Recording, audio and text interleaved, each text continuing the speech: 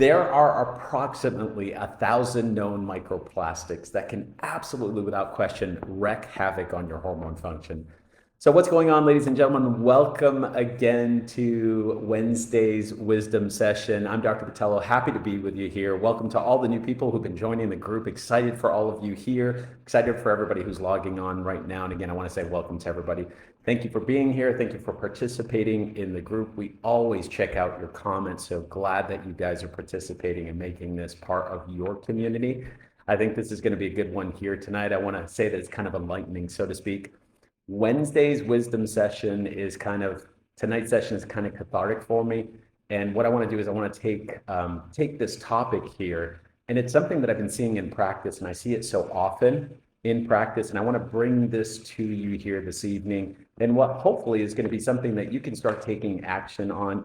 You know, every single week I sit down and I have time set aside, and what I do is I'm able to spend some time with the medical literature. Actually, if you guys look over here in our post that we have, you'll see a reference source. Please take a look at that, because that's what we're going to be talking about here this evening. That is my job to do. I hope your doctors are talking about you and they are sharing this kind of information with you. If they're not sharing this kind of information with you, that probably should make you ask and wonder why they're not doing that. But what it's finding is, and what I want to show you is something that's different, something that's been happening in the research, and I want to show you here this evening, that we actually have an opportunity to actually implement, that you can implement and help you to start reversing your diabetes, because that's, after all, what this group is about, what we're all about here, and that's reversal. You know, in the standard of care, the model that so many of you are in, that you're stuck in, what I call the minimum standard of care that's out there. Diabetes is what? It's a progressive, it's a degenerative condition that gets worse over time, not better over time for people. And this is why we see so many people with medications on their medication list. It's just medication after medication after medication after medication after medication. And it usually starts off with things like metformin. And then it ended up progressing to things like glipizide and Januvia, and then all the injectables, and then it's et cetera, et cetera, et cetera, et cetera. And this week, I've met with so many different patients, and they share a common story, a common feature. And I want to talk about that here with you, because I'm seeing it in practice. If it means that I'm seeing it in practice, there are other people just like you who are probably dealing with these issues as well, or at least most of the time, and you're not even realizing that's the case.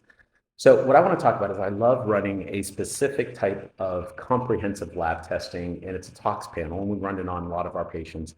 And it's a way for me to see what's happening inside of their body that's not supposed to be there.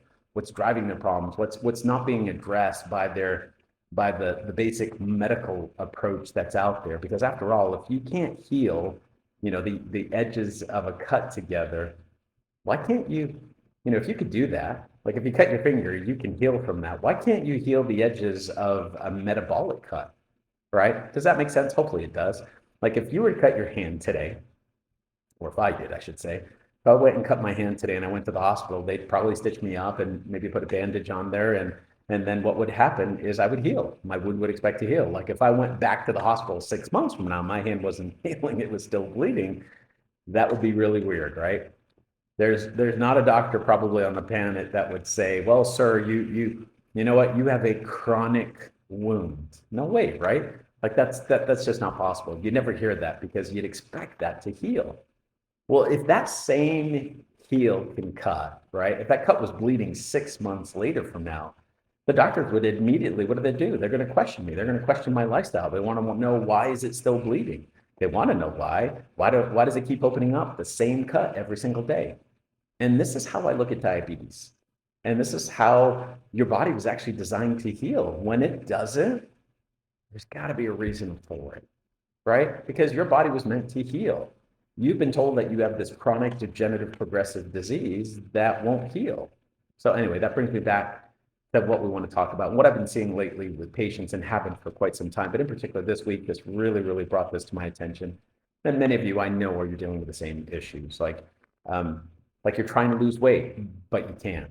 And what do? That you're trying to eat well, to at least the best that you know how, and you're just absolutely not getting any results, none, right? And then, you know, you're trying to exercise like your doctor is telling you. Maybe it's 5,000, 10,000 steps a day, if you can do that, right? Most of you are fatigued, tired, you can't do that. You're doing all the right things, or at least the things that you know how to do. And yet every time that you go back to the doctor's office, they just give you a new prescription. They give you a new dose, and you get a Band-Aid. You get a Band-Aid to try. And that Band-Aid is there to cover up this metabolic wound that we talked about. And that metabolic wound is diabetes.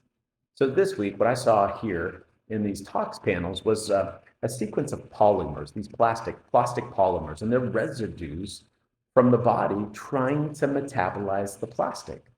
See, this is crazy because plastics are used as preservatives, right? And many different cosmetic products, shampoos, lotions, medications even. And get this, most of your favorite foods. See, what happens is plastics are used to preserve food. So it sits on the shelf at a place like Target so they can sell it, right? So it just sits there and it's being preserved. Those preservatives end up in your belly through your digestive tract, of course, and then from your digestive tract into your bloodstream. And then most people have no idea that this is even happening. They have no idea because the symptoms of plastic intake have been banned, been blamed for other issues. Usually it's the patient that gets blamed for things like, oh, you're just being lazy, you're not exercising enough, you're eating too many calories. So people eat these plastics in the food and put them in their bodies with their personal care products. And sometimes even in their medications like we talked about. And a certain set of results are always going to follow. And guess, or at least want to take a guess what they are? These plastics are super common in products that most Americans use. Want conditions that develop as a result of this, especially when we talk about here in America. And it's absolutely happening here at a faster rate than any other nation in the world, by the way.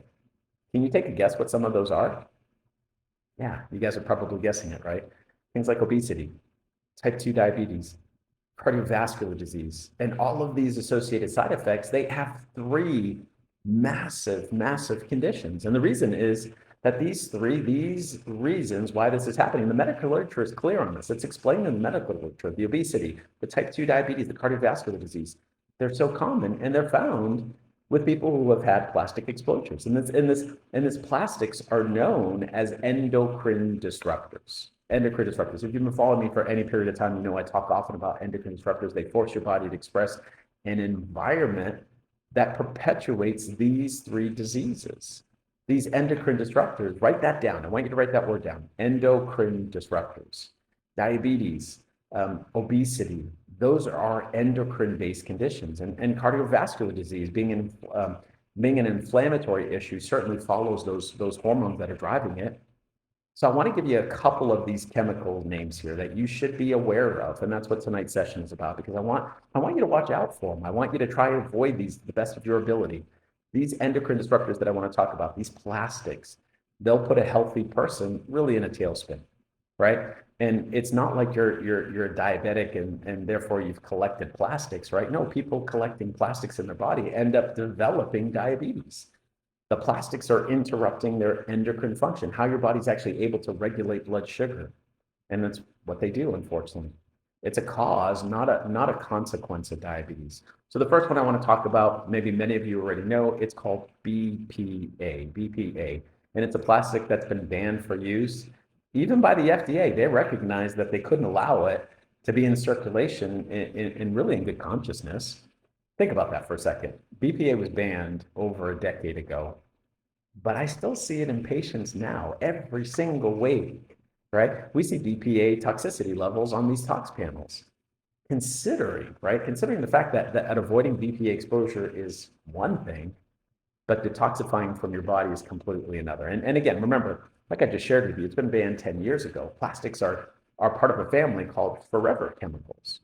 You could probably guess why do they call it forever chemicals. The literature tells us it takes forever for it to break down. So avoidance is good. It's a good thing to do, but removing it from your physiology, removing it from your body is absolutely critically important. BPA shows up because people used to drink out of plastic water bottles, and those plastic water bottles had BPA, and the plastic would leach out from the water and into the water that you were drinking. BPA was used in packaging for food. BPA was used for things like waterproof applications. It was like a super popular chemical until somebody started asking questions about all these crazy diseases that started showing up. So now they're not allowed to use BPA. So the FDA banned it. But what about all of the BPA cousins that you need to know about? See, the FDA has rules around BPA, but not any of them associated with chemicals that are just as horrible, just as horrible. For instance, another chemical, another common plastic that we find in these tox panels is something that I want to share with you. It's called 4-nonylphenol. And you should be looking for these things, 4-nonylphenol. And again, it'll be in the article that I'm sharing with you here, but again, 4-nonylphenol, same story.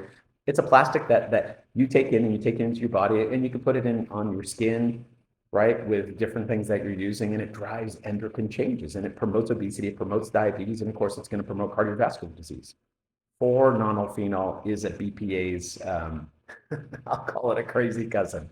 And at least the FDA is on the case with some of these chemicals. Like, thank God they put some of the measures in place that they were able to curb some of the production of them, helpful moving forward, right? But not for those who've already had the exposures, not for those of you who already have high levels of these toxicities inside of your body. And they are driving your endocrine issues. They're driving chronic disease. They're driving to you where you are right now, and then wondering why, gee, I'm doing all this stuff, and how come my numbers don't look any better? Must be me. I must be just a medical mystery. No, it's what I'm talking about here. It's one of the many causes, many reasons why this has happened. So let's talk about the next one. The next one I want to talk about oftentimes is associated with something called fibromyalgia. Many of you know this, right? You have all these aches and pains, and they don't know where it's coming from, and they just say, oh, you must have fibromyalgia.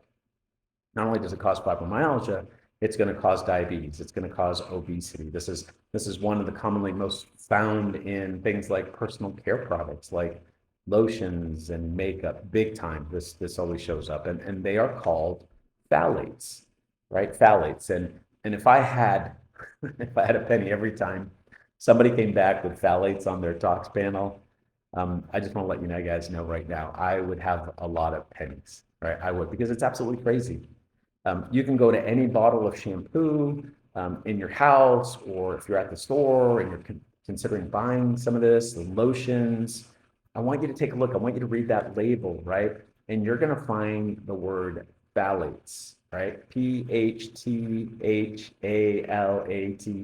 I hope I spelled that correct. But phthalates, you can hit stop and replay this record, but they're called phthalates, and phthalates are present in these plastics and in these products that you might be using. It's another plastic that is a monster endocrine disruptor that's being used daily, and you don't know about it. Nobody's telling you.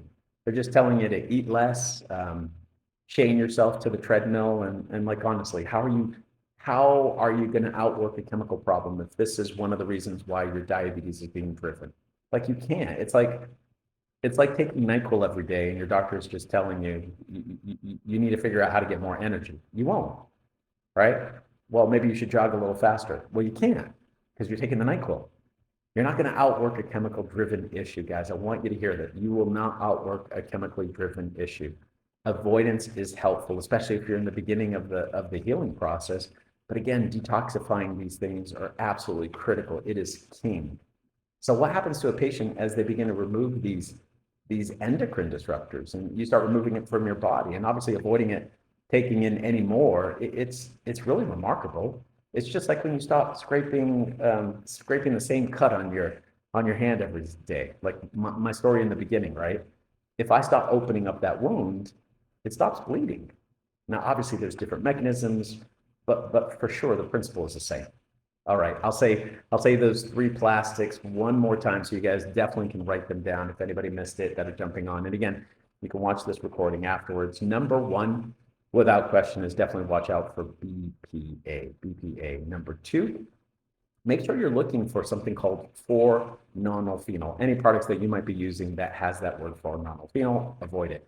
Number 3 is something called phthalates. They're all endocrine disruptors. They're chemical drivers of things like obesity, diabetes, cardiovascular disease. Make sure you write them down. Make sure you arm yourself with this kind of information. Make sure that you start acting as an advocate for your own health, because truthfully, who else is going to? All right, we're gonna go ahead and wrap it up for tonight. But if you guys want more information like this, or if you feel like a friend or a family member can use this kind of information, make sure they follow the group. There's obviously, this is a free group, free information that I'm sharing with you here. Make sure they get this information. Make sure that you tell them about that. Make sure that they get registered for our next upcoming masterclass when we have that scheduled. We'll take a deep dive on topics like this so that you know exactly what you need to look at, what you need to do to be able to put this all in place together and help you live a diabetes-free life, because that is what we talk about here.